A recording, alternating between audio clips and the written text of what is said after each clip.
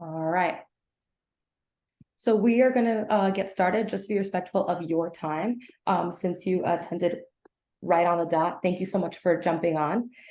Let's get started. So first thing is Brigham Learning. This is who we are. My name is Yekaterina, Kat, and we have Kathleen with us as well. And we'll be giving you a little bit more insight on how you can support your child or children to start the new year. So I just want to give you some information. One being that we are going to be recording this session. That's why we recommend that if you want to keep your video off, you can do so, as well as the audio, you can keep it off, just so that way we can transition through this. Now, if you do have questions during the presentation, we like to keep it interactive. So feel free in the chat bar. It is at the bottom of your screen, whether you're on a laptop or your phone. At the bottom, you'll see a little chat symbol. You can click it, and then you can ask any question. We may not address the question in that moment, but hopefully by the end, we'll be able to jump on and answer that question. In this session, if people are joining on throughout, you may hear a little button here and there, so just feel free to ignore. And we have parents of children in elementary school, middle school, and high school, so a broad spectrum. So you'll see there are going to be times where we tailor content to upper levels, or we might tailor to lower levels. So you'll kind of hear that as we go. All right. So a little bit of insight on myself. I'm the director of Brigham Learning, as well as a tutor.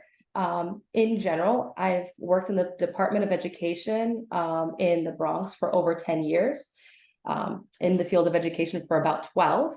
As well as my specialization is I work with secondary mathematics. So I work from kids to 7th grade all the way to calculus. So that's my teacher by day, but then director by night. So consistently being active in the education field. I have worked and known Kathleen for about 7 years now. So we've consistently just been in each other's faces all the time. That's a little bit about myself. I'm going to throw it over to Kathleen, and she's going to give you more insight about herself. Thanks, Kat. Hi, everyone. A couple of familiar names on there, so hello to you guys. So some of you know me, some of you don't, and I'm Kathleen Brigham, founder of Brigham Learning. I was raised in Connecticut, went to college up in Vermont, and then did my graduate school at Teachers College in New York City. I've lived a lot of different places. I've lived in London and Colorado, Idaho, Rye, and now actually I'm in Connecticut again. So I've got 3 children. I've got a 25-year-old, so I've gone through the whole school and college thing. I've got a 21-year-old in college, and then a high schooler. 2 of my kids have some pretty significant learning issues, so I've kind of been through it as a parent. And now one's an interior designer. I've got a musician and an athlete, so they kind of do all kinds of things. And I also have 4 stepchildren, so I literally have seen it all. I've been in the education field for very, very long, ever since I finished college. But my passion with Brigham Learning was to have this very boutique and individualized company where I could really work with families and not just students. And Kat is one of my amazing tutors that helps me with that. And then, yeah, that's kind of all you need to know about me. So, all right. So what I want to do tonight is jump into some ways that you can really help at home, right? To really focus. And I'm going to try to cover everything from basically 1st grade up through, we've got some college too. But the premise of all of this is to first just have a little overview of executive function skills, because what we're doing at home is really helping our children with those executive function skills, okay? So if you think of executive functioning skills as kind of the conductor of your brain, it's all the skills that involve our cognition, our thinking, and our behavioral, right? Our doing. So those 2 things combined.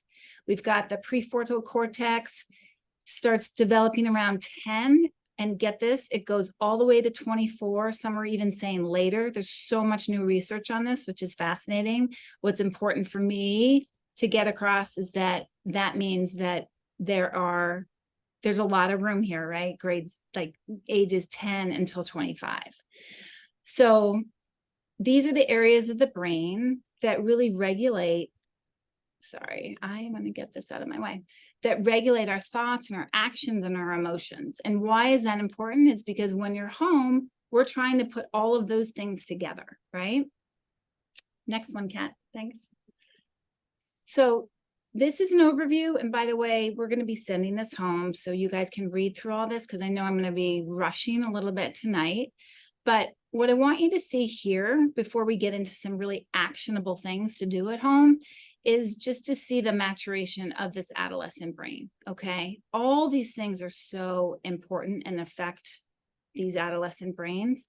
What we often talk about and forget are these two on the bottom, nutrition and sleep, which are equally important to, if not more so, to all the other things, okay? And again, I keep highlighting that 10 to 25. So how do we go about this? One of the things I try to explain is we as parents are emotional. We can't help care about our kids, get worried about them and all of that. But if we're trying to help them at home with school, think of it as just helping them with some skills around executive function. So parenting is emotional, but executive functioning doesn't have to be. So the way I see this, and when I work with students, I'm trying to leverage their executive function skills knowledge. And when they do that and they understand themselves better, it often can help a lot in the home and bring a lot of peace to the home. Much easier said than done. What is that looking like? So I really believe that if we have better relationships at home, they're going to lead to less stress in the household, but that includes more accountability, more autonomy, and all of this leads to more success. The problem is that we really want to help a lot of the time, right? We want to jump in and give them, kind of rescue them. They've had a really hard day. They're tired. They're hot. They've been, fighting with friends. So it's really hard for us not to blend all that together. And I'm constantly, when I meet with parents and consulting with them, reminding them that we have to take ourselves out of this, take yourself out of it, take your child out of it, and therefore take the emotion out of it. So I suggest we look at this as kind of like a fact-finding mission, right? To look at, instead of, oh my gosh, why isn't he doing his work? This is ridiculous. To, okay, why? Like what is keeping him from getting his work done? Why is it taking so long, right? Why does she forget so many things when she goes to school? Because what happens is we often just insert ourselves there. Oh, she's going to forget it tomorrow, so I'm going to help her. So what's difficult about this is that we kind of have to take ourselves out of it, like I said, and in some ways let them not be successful all the time, right? I always said, like, much better to not run the homework to school in 5th or 6th grade, because you might then be running homework to school all the way through. So there's a little bit of discomfort that we have to enter in to our child's life sometimes. When I think about communicating with our children at home, I think about every interaction, right? Every interaction is an opportunity. And I find in talking to parents and working with students, they often fall into 2 categories. One is sort of to shame, right? Which is totally normal. I did this actually with my 16-year-old last night, which is kind of funny that I'm reminding myself of this today. But it's just when our frustration builds up so much, right? How can your homework possibly take you this long? Or comparing, right? It never took me this long in school. And those are things that come out when we're tired and we're frustrated. But the more that we can kind of parse this out and realize, and I actually suggest having some almost practice reactions. Think of it more as about sharing, right? Which really comes from our worry, right? I don't want to keep nagging you to do your work, but I'm really concerned about how long this is taking. Is there something that I can do to help? That's different, right? That's asking them to participate and sharing your own concern, which is fine. We're parents. We get to share our concerns and our worries, but it's very different than the shaming and the frustration. Okay, enough of that. All right, more about this kind of idea around a peaceful household. And again, we're going to get into some really concrete ideas in a minute. I find that a lot of parents really avoid discussing their children's weakness or their child's weakness. And often I've even had people come up to me and say, I can't believe you're even using the word weakness. I don't think we should be using that word. And the thing is, kids are smart, right? They know what they're good in and what they're not. They know what comes easily to them and what doesn't come easily. So from my vantage point, I would much rather have a student in my office and just talk to them in real time and say, listen, we all have strengths and weaknesses. I, for one, have a terrible short-term memory. That's why I have to write everything down. That's why I have notebooks in front of me all the time. But if we understand that weakness, because you have difficulty remembering things, that means we have to insert some things to help that memory. A lot of kids are into sports, so I equate it to sports a lot, or even drama. You wouldn't get on stage and just sing. You wouldn't just show up for soccer and play in a game, right? You would get your body ready. You would strengthen these muscles. So really helping your child understand that everyone learns differently, that everybody has strengths and weaknesses. And then we can use those strengths to sort of support those weaknesses. I have a lot of kids, sorry, Kat, that have ADHD, okay? But we often don't understand that there's some benefits to that as well as negatives, right? So a lot of kids with ADD and ADHD, when they're on, they are so on, you can hardly pull them away, right? We also have to remember their environment that they're coming from. School's a really long day. It's really a big demand on our focusing. And if you have a child who is challenged with focusing, think about coming home and what they've been through for that very, very long day. So you could ask a question like, why do you think you're irritable after school? I might be hungry. I'm grumpy. I spent way too much time focusing. I need to zone out. And I think this is an important thing at home to figure out what's the right amount of time to take some kind of break. I know a lot of kids are going straight to sports, so they don't really have this option, but for the younger ones especially, think about how they get to decompress or zone out. Okay, we're going to get the whiny middle schooler, the elementary school the child who's crying or something. But just remember, for the most part, they've kept it together all day long. So create that space to decompress and don't overschedule and allow some timed screen time, which I'm going to get to later on about how to do that. Okay. So there's 4 areas I want to address. The first is organization and planning. So I think all of you have had the first day or so, at least, to school. Many of you, especially elementary and middle, your kids are going to come home with planners. And for many of you who are in middle and high school, you might have already had this experience that the planner is going to live in that backpack or that locker getting dust all year long. Some kids like planners, some don't. My point is that organization and planning, first of all, are 2 different things, right? Organization is how you are organized, how things are put away, and what is your system. Planning is actually doing just that, planning. How am I going to get through all of this? How am I going to finish what I have to do before soccer practice? Things like that. What I'm going to say about this Google Classroom or whatever platforms you have, because every kid I work with says, I don't need a planner because I just get on the platform on Google Classroom or Veracross or whatever it is. That is to find out what your subjects are, what your assignments are, what's due. That is not planning. Planning is your plan for the day, for the week, for the month. So I really interact, even at a very young age, with little kids. What kind of planning do they want to do? Make it as simple as possible. I do have students that come in that have sticky notes all over the place to the point where their parents are like, this cannot be the way they plan. It can be. I had one kid who put them all over his laptop, but he did it. And he kept on task and he handed things out on time. So that was his system. They might want a notebook or loose paper instead. They might use their phone if they're really techie. I have a lot of students, tend to be girls, who really like whiteboards on their wall. Different colors, they like to write them down, things like that. So just think about how you can help them plan. Okay. Now, as far as places to do homework, and time to do homework. This is across the board. This is elementary, middle, and high school. This is something that I'm constantly working on with students, right? How and when are you doing your homework?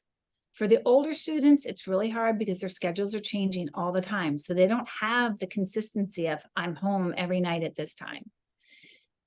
What I say is, first of all, figure out where you want to do your homework, right? It sounds some sort of crazy to some people. It's like, no, you can't do your homework in the dining room or on the kitchen island.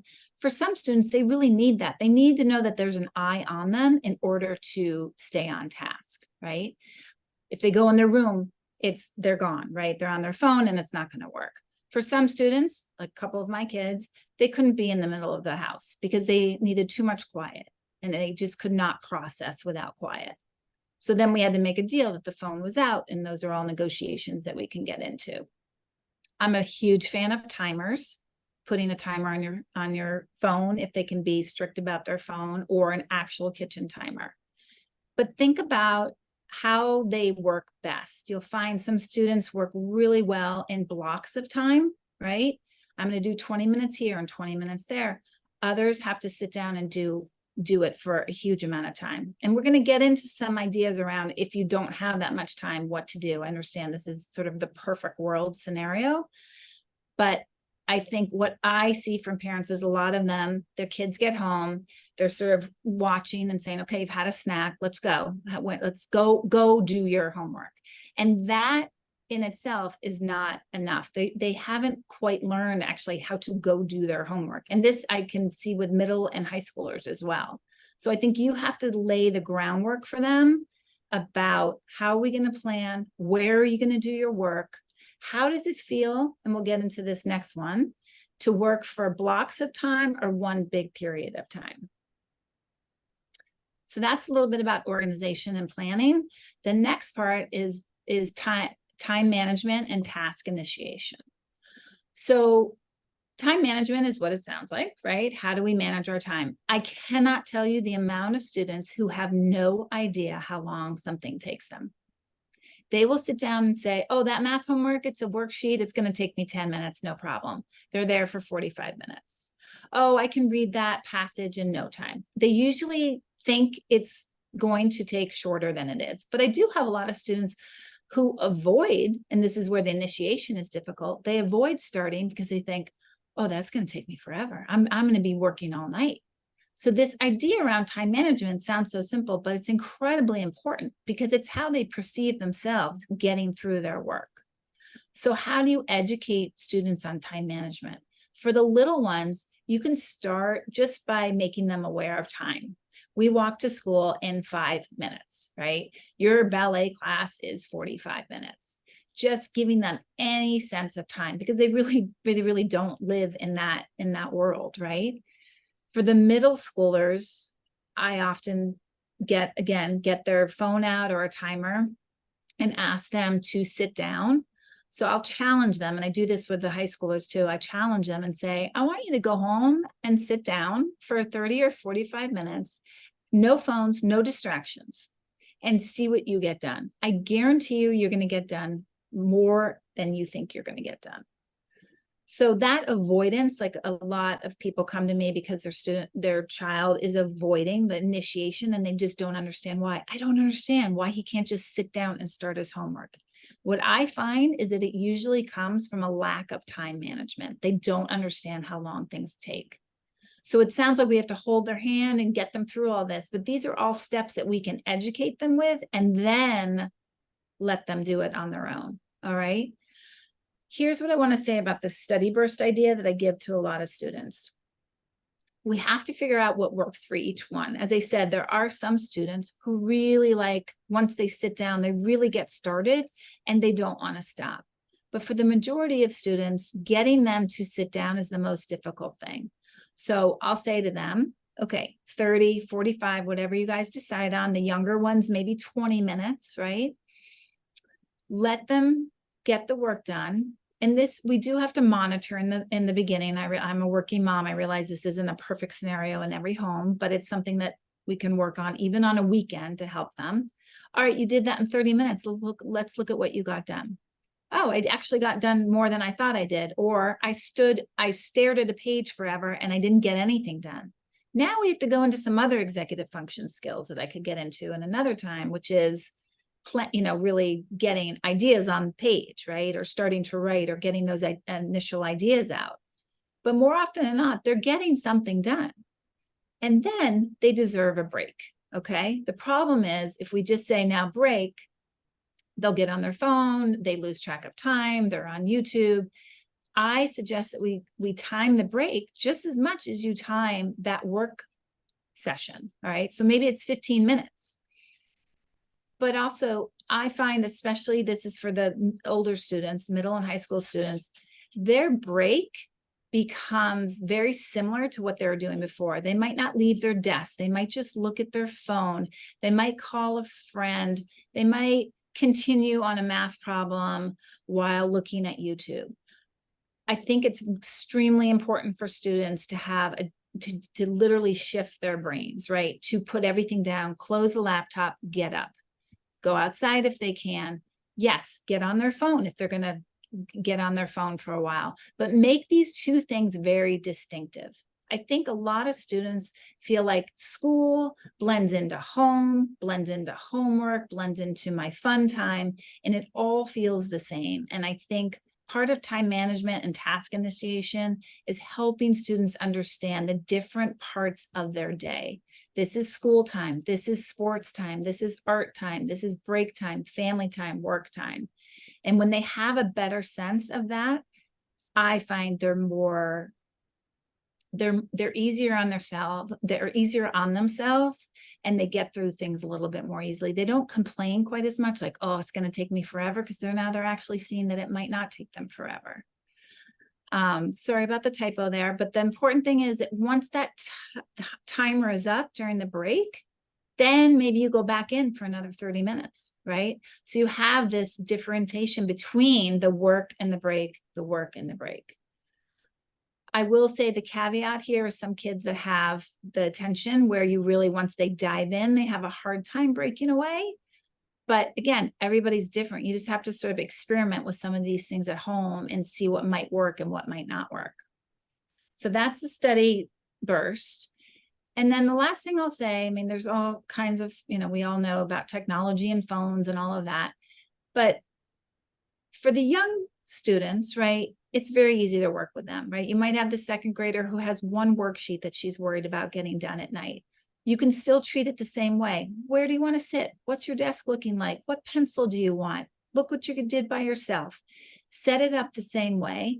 You do that through middle and high school. But a lot of the students I get are in those middle and high school years where things are not going as well.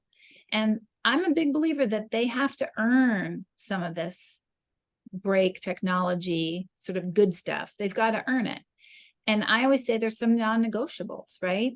If you are not doing your work, if you're not handing in your work, and there could be a myriad of reasons for that we would have to look into. I'm not saying we punish them, but something's clearly not working if they're not handing in their work, if you're getting calls and things from teachers.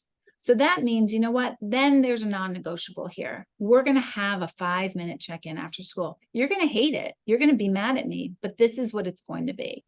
Because I need to know, what does the rest of the day look like? Did you check your Google Classroom? Almost all of them will say yes, right?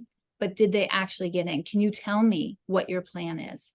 And if you can't, we're going to map it out together until you can prove that you can do it on your own.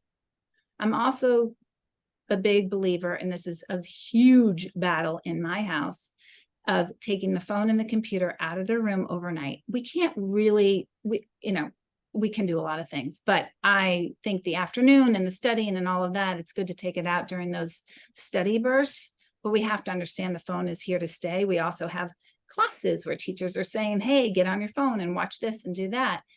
But there's no reason for a kid to have their phone or computer overnight. So that's kind of my 2 cents.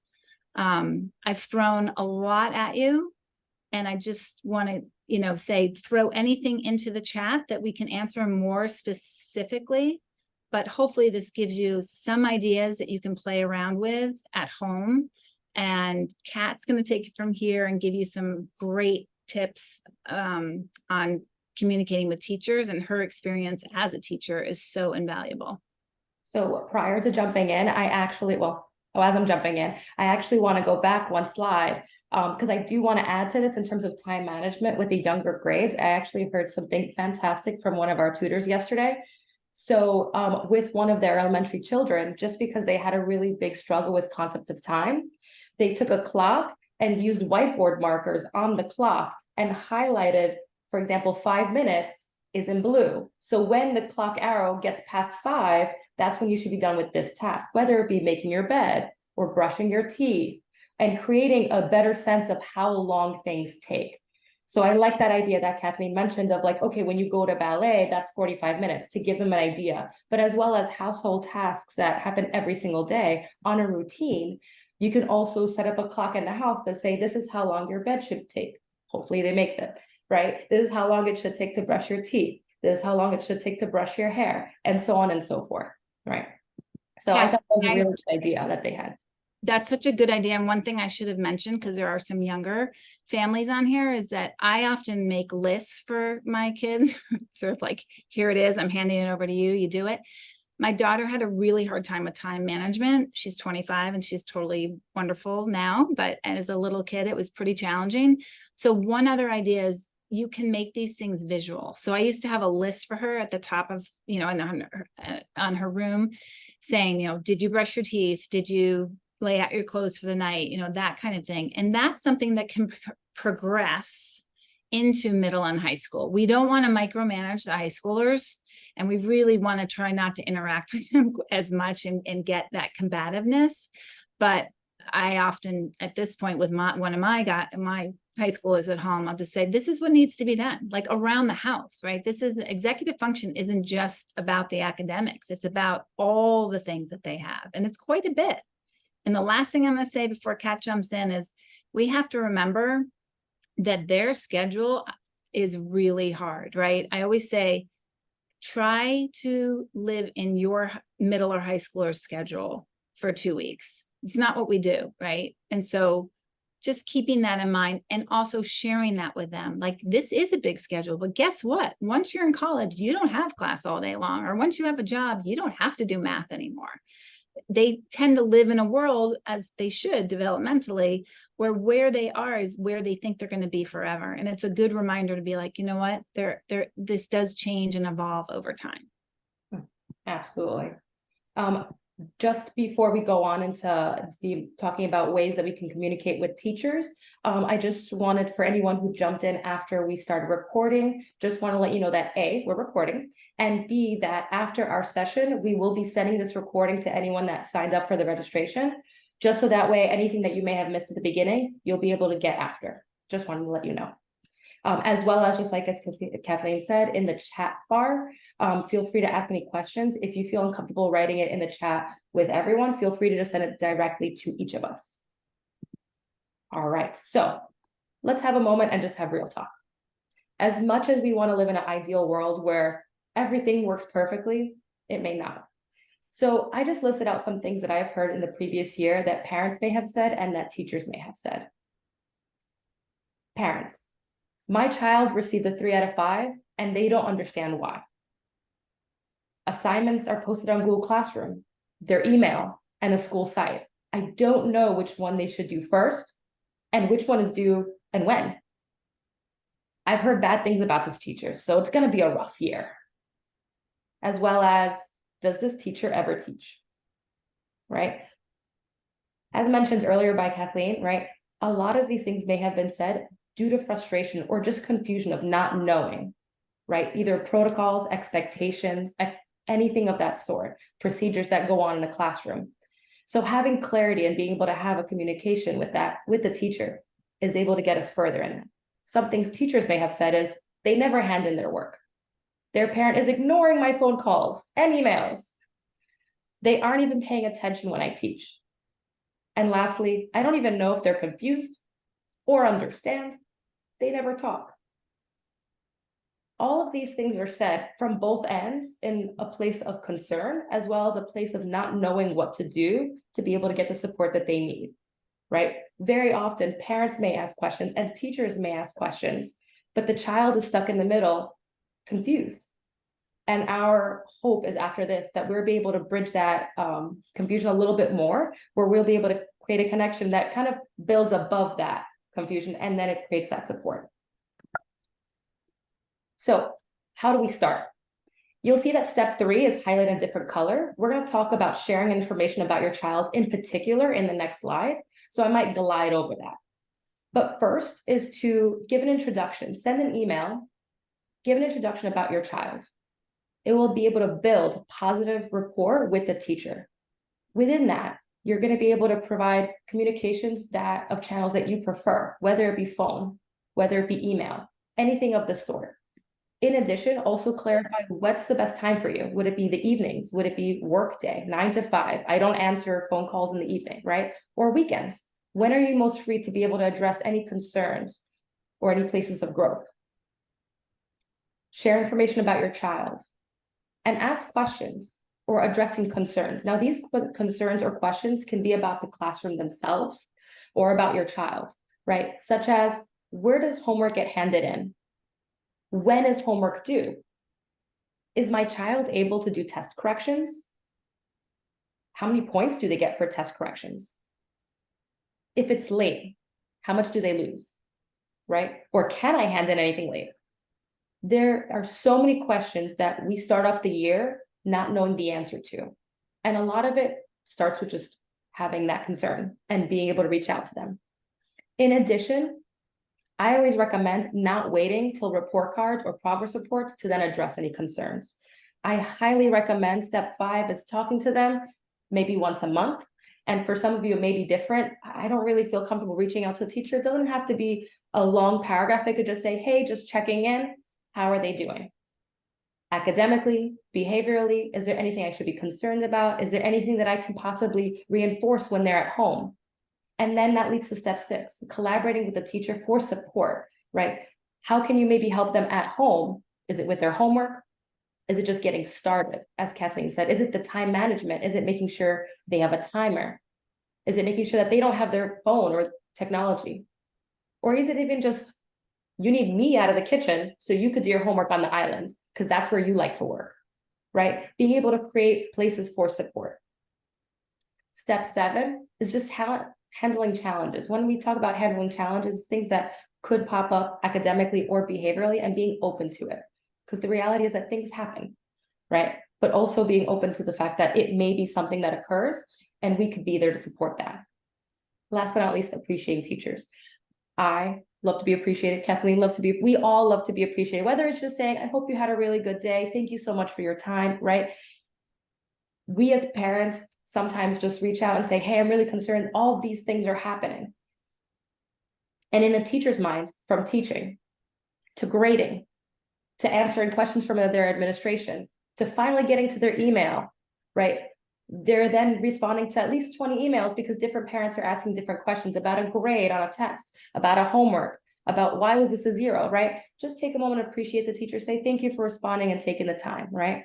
It goes a long way and in terms of building rapport with that family in general.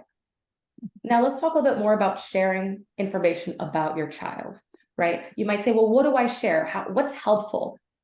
So we want to give you a little insight on various strengths and interests. Highlight those. My child is really effective when XYZ happens. Ooh, I thought I had we lost the slide. Oh no, hold on.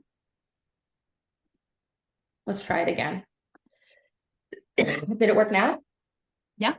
All right, perfect. So highlighting strengths and interests that they may have, as well as their learning style. Their learning style that can be visual learners, textile, right? Kinesthetic learners, auditory learners. I'm about to cough and lose my voice. Kathleen, can you jump on? And I'll be right back. Sorry. I think she was on learning styles. So yeah, I posted a lot about that, by the way. So what she's trying, I think what we were talking about today is to give the teacher as much information on your child as possible. And I'm going to segue here until Kat gets back, because I know there's some questions here around what to give as far as if your child has accommodations or if they have 504s and things like that. And one idea that I just have given a lot of students, Kat, I'll give it right back to you, is as they're older, because we're talking about different ages here, as they're older, give them this responsibility. Kat's talking right now about the back and forth, but one thing I would also suggest is different, since we have different ages on here, as they get older, I always suggest that high schoolers take on this role often and sort of advocate for themselves. Absolutely. Thank you. So a little fun fact about me, throughout my day, I have a tendency to lose my voice more, just because I'm energetic and I fluctuate my voice a lot. And I even had surgery on my voice box. If you didn't know, now you know. So that actually just tells you, like, if I communicated that to my teacher or I communicate it to my students when I'm working with them, they know if they're my last session in the day, they might get the raspiest version of myself. But I will still be there, but just my voice might not, right? So again, just making sure that you're giving insight about who you are, or in this case, how your child functions the best. So giving further details about challenges or areas of improvement that your child may have had through their past experiences, whether it be educational or behavioral, right? Does your child really struggle sitting in their seat for too long, especially with younger kids, right? If you let the teacher know, they're able to accommodate much better and say, okay, well, you're going to hand out homework every single day, or you're going to pass out the pencils, right? And that's for younger kids, but that also spans up to the older kids when you're in high school, right? If a child really struggles with sitting down, I might say, hey, I need to hand this to another teacher. Can you just run across the hall and give it to someone? It gives them that moment of break that they might really need, especially if they're getting overwhelmed with content, but you don't want them to really burst in that moment in the class. Right? And those are maybe more other behavior challenges, but also academic, saying, okay, well, my child really struggles with fractions, right? So making sure that if the teacher isn't aware of that, now they are, when it comes to fractions, they address them first or in the sooner end. Giving more information about their educational experiences, right? Things that have happened in the past in terms of ways that teachers have loved or that the child have loved, right? I love when my teacher's energetic, right? We can't really change every single teacher and say, you need to give the class more energy. Not going to happen. But you can say, you know, certain tones, or my child really loves it when they're given positive words of encouragement, words of affirmation, right?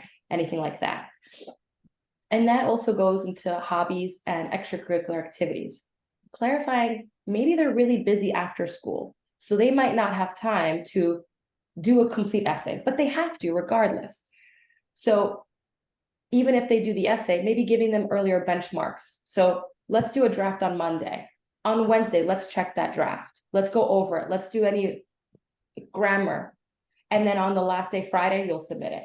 The teacher has a better understanding that they're busy. They have a very busy schedule. So it's better to have checkpoints with them, especially for larger projects. Discussing anything that deals with social interactions as well as friendships, right? Whether there are certain students that you, or other children that you know that are in that class that are good to interact with, or possibly, you know, do you mind having them sit further away from this child? Nothing wrong with them, but they are able to focus more when they're not sitting directly next to them, right? That may be the case, as well as giving more clarity of, I really like when my child's sitting at front. They might be a little hesitant. So instead of sitting them at front in the middle, can you sit them at the front of the room, but towards one of the walls? They might feel more comfortable because they at least have some comfort around them, right? Little things like that. Just even the space and the environment makes a big difference. Kathleen spoke a little bit about accommodations, you know, talking a little bit more about special needs, 504s, IEPs, evaluations. If you have no idea about what IEP is, it's an individual's education plan. So just gives it a better sense of things that we can do to accommodate the child to better target certain needs that they may have. So if they have any of those, making clarity to the teacher. Now you may say, it has been shared with the school, they should know. Yes, they should know. And most of the time, if not all the time, it is shared with the teacher. But at the beginning of the year, the teachers are getting abundance of information from multiple locations, whether it be emails, whether it be administration, so many avenues of things coming in. So sometimes it's good just to send an email with a little bit more clarity. Hey, even if you checked the IEP, or maybe you didn't, just want to give you a heads up. My child would really benefit if they got breaks every ... It helps the teacher understand, especially if the child's struggling behaviorally, for example, why they're reacting that way. Well, it may have been their IEP and because something wasn't being met. So just giving that clarity helps the teacher as well. And last but not least, explaining the preferred communication style. Now, we mentioned earlier that you'll be reaching out to the teacher. And as Kathleen mentioned, if they're higher in grade, high school, highly recommend that they reach out to the teacher and just say, hey, these are the best ways that I work. Right. So also talking to the child and saying, how do they best communicate with their child? Right. So if the child really struggles with checking their email, maybe it can be a different route. Right. Maybe it's a reminder that's sent to the class through an app. Right. Apps are everywhere. A lot of teachers use new ones, different ones. So let me jump on. So there you go. So I wanted to just share a document that you guys, and this will also be sent out with the video, a document that you can copy and use. Now this document can be used so you could share information with the teacher. One thing I completely mentioned. This is a lot of information here. Sorry, I completely forgot that from the beginning. This is a lot. You and I both know that within these categories, there are so many things that our minds can't even wrap around ourselves for. So we always recommend pick two. Pick the biggest two that you think will make the greatest impact on their education. Please do not overwhelm the teacher with addressing all of these things. Maybe if you want, address two of them, and then in your next email say, hey, just thought you should know, this will also be really good. And throw in something else in your next email next month when you're checking in. That may be helpful. But all of these at one time, that might be a lot for anyone. I apologize for forgetting that. Oops. It was all the coughing I had earlier. So here you'll see a template. I'm going to share it in a few moments. So this will be a template that you can use. Just copy, paste, and you can use it. So I'm hoping you can still see my screen. Kathleen, can you confirm? Yep. All right, perfect. Well, the email template is what you want. Yeah. Yes, perfect. Okay, perfect. So this will also be shared with you as well in the email. So it gives you in blue directions on what you can do, because right now it's a view only. So you cannot edit it. But what you can do is you will follow the steps, they're laid out. And then once you follow the steps, you will get a copy of this document. Feel free, you will be able to copy this information right here and just paste it on your screen. Again, this is coming from you as a parent. If you're having your high schooler do this, please just change the format, because obviously it would be a little bit different because it's not coming from the parent themselves. As you look here, anything where you see brackets is where you'd put in personal information that deals to you and your child. Anything that is in blue would be you providing information about your child. Again, as I mentioned, 2 to 3 would be best.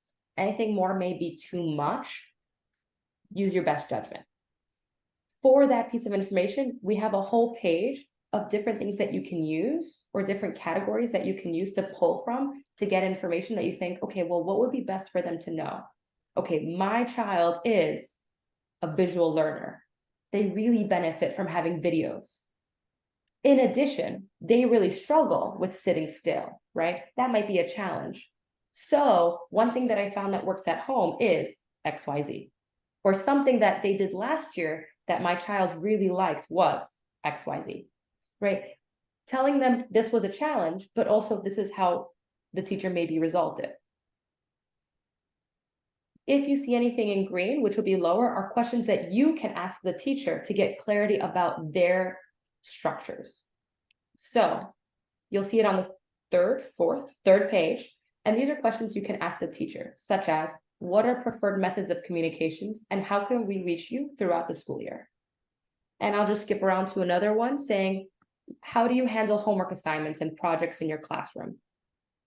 And what can we do to support our child in completing them successfully, right? feel free to take 2 to 3 questions, paste them in your email, so that way you can better understand how you can support your child at home, as well as what are certain things that the teacher are doing that may be different from previous years of teachers that they may have had. And so this will be shared with you as well. I believe that is on this page. Let's go back to the PowerPoint. And would you believe it? We're at the end. Dum, dum, dum. Hey, Kat, can I just mention one last thing? Because those are such helpful Yeah, questions. absolutely. Because I know you're in your teaching. I think some parents will say, I don't want to bother the teacher, right? How can you just address that for a second? Like, you really truly do encourage and use this information. I'm not saying every teacher, but your experience as a teacher. Yeah. So me as a teacher, I always, I cannot mention it enough, recommend that parents reach out to us. A lot of times I've reached out to parents just to say something good. And the parent says, this is the first time I've heard from a teacher that actually reached out to me in 3 years. And it blew my mind that teachers aren't just reaching out, even for good things, not just challenges, but good things in general. So I highly recommend, when I reached out to parents, I said, please reach out to your teachers, because a lot of times it's not a choice that they don't want to reach out. It's just they're overloaded with a lot of things coming from different areas. And they really would appreciate getting to know what are things that have worked, or what are things that they should know about your child to better support them. Right? It helps when we're able to target certain areas for improvement and be able to really support that child in areas where they have never seen successes before. We love it. Out of all the things that we get in terms of paperwork, whether it's making lesson plans, editing curriculum, whether it's grading papers, I truly believe hearing from parents is one of my favorite things. And I know I'm not saying this to just make it sound nice. Like, I legitimately do appreciate it, because it provides me with information that I didn't have before, no matter how much I could Google, get research, right? I don't know their previous experiences and how to personalize their education to them. Because a lot of times teachers do try to scaffold, they do input certain strategies. And these are things that we're kind of like guessing and checking to some extent, to hope that, like, I hope this works. But it would be really helpful if we find out what did work and can we use it? Because if we can, that would be excellent. So we love that. Okay, thank you. And then I'm just going to highlight one thing that you said that I think is important. If people are on this call that have the 504s or the IEPs, just to reiterate, just from a personal parenting point of view, taking off my tutor hat for a minute, a lot of teachers don't get to those certainly early in the year. They might get to them around October or around conferences, but they do not get to them early on. So what I had my daughter do was, we just did like a very short form of like, I'm Eliza, I have this, these are my accommodations, and also just a little description, because she had something called auditory processing, and not everybody understood that. And it was like, this is the way it presents.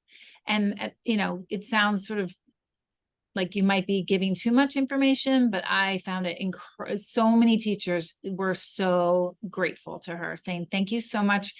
Look, the 504s and the evaluations are very long and involved. And so we kind of condensed it into this quick 1 page, and they were really, it really was one of the better things we did through her education. And when she got into high school, she did it. She then did it. I did it in the beginning, and then in high school, she approached her teachers. So. Yeah, absolutely. All right. Thanks, Kat. No, not at all. Thank you for asking. I love it. So just want to get us to here. If by any chance you have any questions about anything that we presented thus far, feel free. You could text us, you can email us. You could check out our website just to get more insight. All of this will also be in that email as well. Just so that way you can easily click on a link. I know sometimes it's like, all right, let me write this down, and you're sitting there with a piece of paper while in a car, while trying to drive, right? So we don't know where you are right now while you're attending. So we'll send you the summary of everything that we have here. And can I address Google Classroom? There's a question in the chat about this. Absolutely. Okay. And then you can give your 2 cents. I'm with you as a parent, as a tutor, trying to figure out what these kids, what they're doing and what they're saying.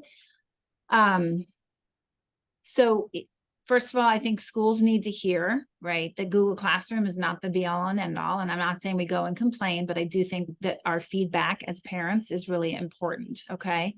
Because they do use it differently. In the top left-hand corner, there is a to-do, and they use this a lot in middle school. I would, ask teachers, like, are you going to use the to-do? You really have to just gauge in the first couple of weeks. I take a look at it and say, okay, this teacher's posting everything every day. We're going to be clear here. This teacher is not using it. How are we going to navigate this? Because until there really is a uniform way to do it, it's extremely frustrating. So I don't have any magic answer about it. I just want to say that it really takes some navigating. I think schools need to hear more that it needs to be more uniform. And I try to look at it, but not get too involved with it. Like the person here has an 8th grader. And that to me is part of that 5-minute non-negotiable. At a certain time, I just finally was like, you know what? I'm not really understanding this. You're not really proving to me that you actually don't have work or that you understand what's due and when. So you're with my child. I was like, we're going to walk through this together. And they get annoyed and they roll their eyes, but I think it's something that you can do, certainly in the beginning of the year together. And it's a great question for back to school night as well. What do you think as a teacher, Kat? So for some reason on the chat area, I don't see any of the questions. It's just asking specifically about how to navigate Google Classroom. Okay, so I can jump on and actually show a Google Classroom and just kind of give insight. I don't know if it's just overall where buttons are. No, I think, well, we could, yeah. I think the point is that each teacher uses it differently. So from a teacher's standpoint, how do you find Google Classroom? Do you find it easy to use? I know you post everything, right? Yeah. So I as a person, and I know, so I see two ends of it. So I'm biased when I'm putting my teacher hat on, and then I'm biased when I put on my tutor hat. So as a teacher, I post everything on Google Classroom, like classwork that is due, classwork that is not due, and just use as a resource. Videos, anything that can really be a support system. Because sometimes I recognize that students do need the extra support. So even though I ask them to do questions 1 to 5, other students really benefit from having 6 to 20 because they like to keep working and like to get extra practice, and they want to build that procedure. Again, I'm with math, so I'm kind of giving you a math content area idea. Now, the downfall of that in that case is for the child, they get updates in their email and Google Classroom of all of these postings, whether they're being graded or not graded. And that's what becomes the challenge. So kids literally could have about 20 to 30 emails, and the parent in this, and maybe this, if anybody wants to raise their hand and think this would be a good idea, is it could be a separate Zoom to navigate Google Classroom. Yeah, and we can actually do something like that. Yeah. But I think to your point, I understand what you're doing as a teacher to keep everybody abreast. But on the other hand, these kids, I mean, I have middle schoolers who are getting, 20 to 30 emails a day. I know. The thing is that at some point it becomes do we use another platform to provide extra resources? But then it becomes well, now we have way too many places to go to get content. Can you please consolidate in one area? Right. But that's one of the features with Google Classroom, is that once you post it, they get a notification immediately. And there's no way just to make it like a resource or a place where, like in Google Drive, where you have a place where it's like, here's a file where you can get all your resources for each content. On Google Classroom, it's just a stream of content. So it just keeps pushing through information.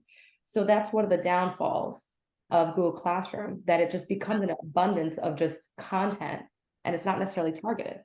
Yeah. Always. So a follow-up to that is there a way to use Google Classroom as a calendar that can sync to an iPhone? She's got a 7th grader that isn't allowed the phone in classroom, right? But then for a lot of students, they like the idea of using the iPhone calendar, after school, like and as we all know, the planner is going to collect dust in the backpack. So that's a good technical question that maybe we could follow up on, unless I don't know it offhand, Kat, about using Google Classroom as linking it to a calendar, or syncing it. Do you? Sorry, I'm listening to you, but also rereading the question. Yeah. So is there a way to use Google Classroom as a calendar that can sync to an iPhone? Okay, my seventh grade isn't allowed phones in classroom, but likes the idea of using her phone calendar. Okay, got it. Sorry, I'm a little late to the game. No, So that's fine. I thought you couldn't see it. Sorry. no, now I just got it. I don't know why I wasn't getting anything prior to. Very weird. So yes, there should be a way, and again, I'm saying should because every phone and every person, there may be a kink where things pop up, but when something is posted on Google Classroom, it is also posted on their school email automatically. So for example, if a teacher posted, you need to do this worksheet on rational functions, it's due Friday. If you pull up a Google Calendar for their school account, it should populate on their school calendar, on Google Calendar. Okay. So with that being said, since you're saying singing to your seventh grader's phone, if you download the iCal, I don't know, it's not called iCalendar. I just made that up. That's not a real thing. Well, no, that's a kind It of is a thing? calendar. Okay, I apologize. That is a real thing, but that's not it. I have it on my, yeah, it's just called Google Calendar. If you Mhm. download that app, but make sure you link it to their school account, it should populate. And you can also on the left-hand side, like check mark which teachers you are seeing information from. Because you want to maybe hide a certain calendar or make it active. For example, there may be something about activities or, you know, extracurricular that you don't want to really be looking at. So we kind of got into the weeds of Google Classroom, but I wanted to answer questions. If anyone has anything else, please put it in the chat. The other thing I want to say is you see us right here. We've got our emails here. Mhm. You can reach out to us directly. If you get on our website, you can sign up for a free consult with me, a 15-minute consult where I talk to parents. We have a lot of information on our website, especially around college and test prep right now, which is a big topic for a lot of people. I try to put as much useful content on Instagram and the blog on the website. So check all of that out. Maybe Kat and I will do a half-hour Google Classroom instruction or something like that. Yeah. But is there, before we sort of say goodnight, I just want to thank you guys for all hanging in here. I hope it was useful. Please follow up with questions. I'm assuming nobody's raising their hand or putting anything in chat. But you know, just use this as a resource. We really would like to hear from you. And if you need any information on Brigham Learning, obviously reach out as well. Absolutely. Thank you guys. Appreciate it. Right. Thank you Have a guys. great night. Thank Good you. luck with the first week of school. See ya.